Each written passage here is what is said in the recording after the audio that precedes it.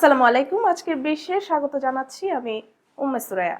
মার্কিন আগ্রাসনের সম্ভাব্য আশঙ্কা মাথায় রেখে অপ্রচলিত প্রতিরক্ষা কৌশল নিয়ে ভাবছে কানাডা, এমন দাবি করেছে দেশটির প্রভাবশালী সংবাদ মাধ্যম গ্লোব অ্যান্ড মেইল।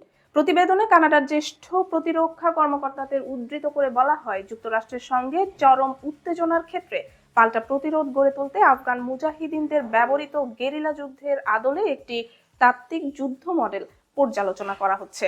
প্রতিবেদনে উল্লেখ করা হয়, মার্কিন প্রেসিডেন্ট ডোনাল্ড ট্রাম্পের গ্রিনল্যান্ড দখলের প্রকাশ্য আগ্রহ এবং কানাডাকে যুক্তরাষ্ট্রের ৫১তম অঙ্গরাজ্য হিসেবে অন্তর্ভুক্ত করার ধারাবাহিক মন্তব্য অটোয়া নিরাপত্তা মহলে নতুন করে উদ্বেগ তৈরি করেছে। গত এক শতাব্দীতে যুক্তরাষ্ট্রের সঙ্গে কানাডার সম্পর্কে এমন পরিস্থিতি নজিরবিহীন বলে মন্তব্য করেছেন বিশ্লেষকরা। কানাডীয় সামরিক পরিকল্পনাবিদদের মূল্যায়নে বলা হয়েছে, দক্ষিণ সীমান্ত দিয়ে যুক্তরাষ্ট্র যদি পূর্ণমাত্রার প্রথাগত সামরিক অভিযান চালায়, তবে মাত্র ২ দিনের মধ্যেই কানাডার গুরুত্বপূর্ণ স্থল ও নৌ ঘাঁটির বড় অংশ দখলে নেওয়া তাদের পক্ষে সম্ভব হতে পারে।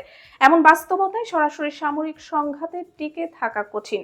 এই উপলব্ধি থেকেই বিকল্প প্রতিরোধ কৌশল নিয়ে চিন্তাভাবনা চলছে।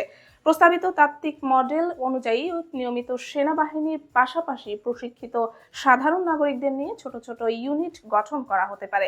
এসব ইউনিট অন্তর্ঘাতমূলক অভিযান, ড্রোন হামলা এবং হিট অ্যান্ড রান কৌশলে আক্রমণকারী বাহিনীকে দীর্ঘ সময় ব্যতিব্যস্ত রাখবে। এই প্রেক্ষাপটে ডোনাল্ড ট্রাম্প সম্প্রতি সামাজিক যোগাযোগ মাধ্যমে একটি কৃত্রিম বুদ্ধিমত্তা দিয়ে তৈরি ছবি শেয়ার করেন, যেখানে গ্রিনল্যান্ড, কানাডা, কিউবা ও ভেনেজুয়েলার মানচিত্রের উপর মার্কিন পতাকা উঠতে দেখা যায়, যা নতুন করে বিতর্ক উস্কে দেয়। একই সঙ্গে ন্যাটোভুক্ত দেশগুলোর মধ্যে উত্তেজনা বাড়ছে। ডেনমার্কের স্বায়ত্তশাসিত অঞ্চল গ্রিনল্যান্ডকে যুক্তরাষ্ট্রের অংশ করার বিষয়ে ট্রাম্পের চাপ জোটের ভেতরে অস্বস্তি তৈরি করেছে। এই পরিস্থিতিতে দাভোসে অনুষ্ঠিত ওয়ার্ল্ড ইকোনমিক ফোরামে কানাডার প্রধানমন্ত্রী মার্ক কার্নি মধ্যম শক্তির দেশগুলোকে মার্কিন আধিপত্যের বিরুদ্ধে ঐক্যবদ্ধ হওয়ার আহ্বান জানান। তিনি সতর্ক করে বলেন, বৈশ্বিক রাজনীতিতে আলোচনার টেবিলে অবস্থান দুর্বল হলে যে কোনো দেশ সহজেই লক্ষ্যবস্তুতে পরিণত হতে পারে। সংহতির প্রতীক হিসেবে গ্রিনল্যান্ডের সীমিত সংখ্যক কানাডীয় সেনা পাঠানোর বিষয়টিও বিবেচনায় রয়েছে বলে প্রতিবেদনে উল্লেখ করা হয়। তবে কানাডার প্রতিরক্ষা কর্মকর্তারা জোর দিয়ে বলছেন, এই গেরিলা প্রতিরোধ ধারণা এখনো পুরোপুরি তাত্ত্বিক পর্যায়ে রয়েছে। তবুও যুক্তরাষ্ট্রের সাম্প্রতিক রাজনৈতিক বক্তব্য এবং ন্যাটোর অভ্যন্তরীণ টানাপোড়েন কানাডাকে তাদের দীর্ঘদিনের মিত্রের বিরুদ্ধেও অপ্রচলিত প্রতিরক্ষা ভাবনায় যেতে বাধ্য করছে। মধ্যপ্রাচ্যের ভূ রাজনৈতিক উত্তেজনার কেন্দ্রে থাকা ইরান ও ইসরায়েলের সামরিক সক্ষমতা নিয়ে আলোচনা দীর্ঘদিনের। ২০২৬ সালে এসে দুই দেশের ব্যালিস্টিক ক্ষেপণাস্ত্র শক্তি কেবল প্রতিরোধের হাতিয়ার নয়, বরং কৌশলগত শ্রেষ্ঠত্বের প্রতিযোগিতায় পরিণত হয়েছে।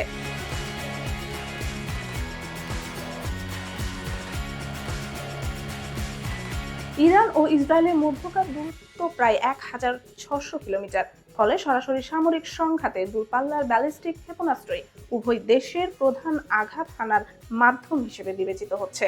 ইরানের শক্তির বড় দিক হলো এর বিশাল ক্ষেপণাস্ত্র ভান্ডার। দেশটির শাহাব-3 ব্যালিস্টিক মিসাইল প্রায় ২০০০ কিলোমিটার পর্যন্ত পাল্লা অতিক্রম করতে সক্ষম, যা পুরো মধ্যপ্রাচ্যকে ইরানের কৌশলগত আওতায় নিয়ে আসে।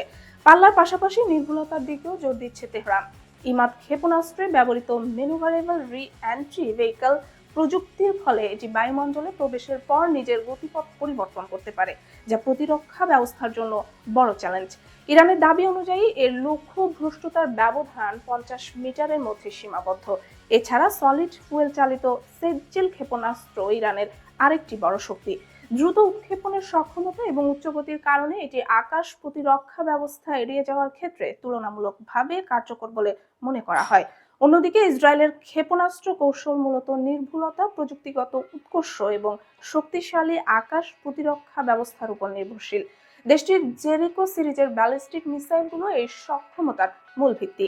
জেরিকো 2 এর পাল্লা ১৫০০ থেকে ৩০০০ কিলোমিটার, আর জেরিকো 3 ইসরায়েলকে কার্যত আন্তঃমহাদেশীয় পর্যায়ের সক্ষমতা দিয়েছে বলে ধারণা করা হয়।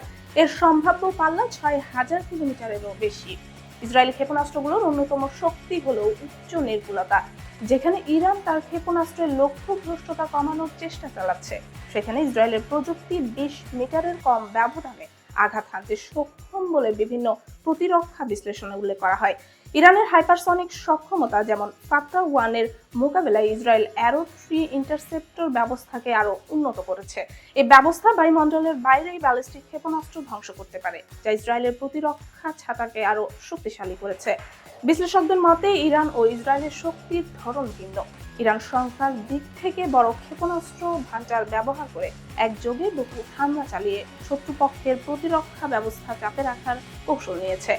বিপরীতে ইসরায়েল নির্ভুল গোয়েন্দা তথ্য, উন্নত প্রযুক্তি ও প্রিসিশন স্ট্রাইকের মাধ্যমে সীমিত কিন্তু কার্যকর আঘাতের উপর জোর দেয়।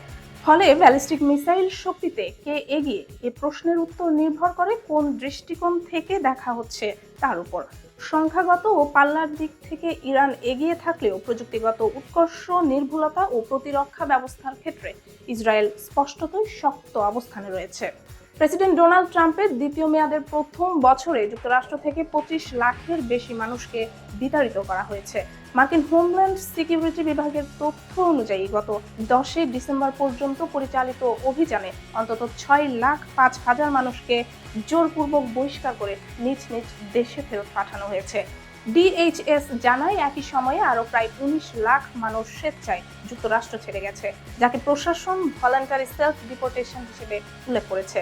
এছাড়া গত এক বছরে যুক্তরাষ্ট্রে বসবাসরত প্রায় 16 লাখ মানুষ তাদের বৈধ অভিবাসন স্ট্যাটাস হারিয়েছে। এদের মধ্যে রয়েছেন টেম্পোরারি প্রোটেক্টেড স্ট্যাটাস বাতিল হওয়া ব্যক্তি এবং বিভিন্ন শিক্ষার্থী ও উচ্চ দক্ষ কর্মী ভিসা কর্মসূচির আওতাভুক্ত অভিবাসীরা। ট্রাম্পের নির্দেশে ইমিগ্রেশন অ্যান্ড কাস্টমস এনফোর্সমেন্ট এ সময় অন্তত 66,886 জনকে আটক করেছে। অর্থাৎ গড়ে প্রতিদিন দেশ জুড়ে প্রায় 821 জনকে গ্রেফতার করা হয়েছে। এদিকে গত সপ্তাহে অভিবাসন নীতিতে আরো কঠোর অবস্থান নিয়েছে ট্রাম্প প্রশাসন। এক ঘোষণায় জানানো হয়েছে 75টি দেশের নাগরিকদের জন্য যুক্তরাষ্ট্রের অভিবাসন ভিসা স্থগিত বা নিষিদ্ধ করা হয়েছে। ট্রাম্পের দ্বিতীয় মেয়াদের প্রথম বার্ষিকী উপলক্ষে যুক্তরাষ্ট্র জুড়ে ব্যাপক বিক্ষোভ হয়েছে। মঙ্গলবার বিভিন্ন শহর ও বিশ্ববিদ্যালয় ক্যাম্পাসে হাজার হাজার শ্রমিক ও শিক্ষার্থী প্রশাসনের কঠোর অভিবাসন নীতির বিরুদ্ধে রাজপথে নেমে প্রতিবাদ জানান। বিক্ষোভের বড় কারণ হিসেবে উঠে এসেছে মিনিয়াপলিসে আইসিই এজেন্টের গুলিতে 37 বছর বয়সী মার্কিন নাগরিক রেনি গুড নিহত হওয়ার ঘটনা। অভিযোগ রয়েছে গত 7 জানুয়ারি এক অভিবাসন অভিযানের সময় তাকে গাড়ি থেকে টেনে বের করে গুলি করা হয়। এই ঘটনার প্রতিবাদে মিনিয়াপলিসে শুরু হওয়া আন্দোলন দ্রুত ওয়াশিংটন ডিসি, নর্থ ক্যারোলিনা ও ওহিও সহ বিভিন্ন অঙ্গরাজ্যে ছড়িয়ে পড়ে। সবচেয়ে বড় বিক্ষোভ হয় মিনিয়াপলিসে। বিক্ষোভকারীরা নানা স্লোগানে রাজপথ মুখর করে তোলেন। ওহাইওর ক্লিভল্যান্ডে বিশ্ববিদ্যালয়ের শিক্ষার্থী এবং নিউ মেক্সিকোর সান্তা ফেতে হাই স্কুল শিক্ষার্থীরা ক্লাস বর্জন করে আন্দোলনে অংশ নেন। তাদের স্লোগান ছিল আইসিই সন্ত্রাস বন্ধ করো। বিক্ষোভকারীদের দাবি, ট্রাম্প প্রশাসনের গণবহিষ্কার কর্মসূচি যুক্তরাষ্ট্রের মানবিক ও গণতান্ত্রিক মূল্যবোধের পরিপন্থী। ইন্ডিভিজুয়াল ও 50501 এর মতো বামপন্থী সংগঠন, শ্রমিক ইউনিয়ন এবং বিভিন্ন তৃণমূল সংগঠন এই আন্দোলনে সক্রিয় ভূমিকা রাখে। তারা টেক্সাসের এল পাসো সহ বিভিন্ন স্থানে অবস্থিত অভিবাসী ডিটেনশন সেন্টারগুলোর নাজুক পরিস্থিতিরও কড়া সমালোচনা করেন। সকালে শুরু হওয়া বিক্ষোভ পরে পশ্চিমাঞ্চলের শহর সান ফ্রান্সিসকো ও সিয়াটলেও ছড়িয়ে পড়ে, যেখানে সন্ধ্যা পর্যন্ত বড় সমাবেশ অনুষ্ঠিত হয়। ট্রাম্প প্রশাসনের দাবি, অবৈধ অভিবাসীদের বহিষ্কার করে তারা ভোটারদের দেওয়া প্রতিশ্রুতি বাস্তবায়ন করছে। তবে দেশ জুড়ে চলমান এই বিক্ষোভ স্পষ্ট ইঙ্গিত দিচ্ছে যে প্রশাসনের কঠোর অভিবাসন নীতির বিরুদ্ধে জন অসন্তোষ ক্রমেই বাড়ছে। আজকে বিশ্ব এখানেই শেষ করছি। আপডেট সংবাদ পেতে সাবস্ক্রাইব করুন বিডি আউটলুক।